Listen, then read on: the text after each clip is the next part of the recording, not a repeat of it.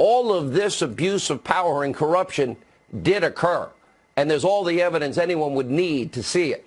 But sadly tonight, I must report that the new FBI director, for some inexplicable reason, Christopher Wray, is now stonewalling the investigation into the investigators every step of the way. That is not a good sign for cleaning up what I have said, and I have an FBI pin right there with the American flag, is the premier law enforcement agency in the world. Here with more on his breaking news report, investigative reporter, Executive Vice President of the Hill, John Solomon. So I'm reading your piece. We had critical, crucial, key information, and you can even point to where we could find it. Yeah. And Comey did not allow his investigators access to it. Why? It's an unclear answer, whether it was a blunder or an intentional effort to bury evidence. We don't know the answer to that. And what's disturbing about the fact that we don't know the answer is that the Inspector General, Michael Horowitz, identified this failure in the Clinton email case a year ago.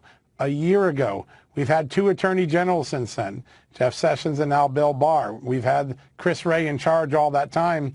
And despite numerous letters from Senators Grassley and Johnson, the Justice Department has yet to respond to let us know whether even now, after the fact, they went to look at this evidence that the FBI agents themselves said was very important for them to see before they finished the Clinton email case. The Attorney General was asked by Senator Grassley, and you point this out in your column in his confirmation hearing, whether or not he would give a written report.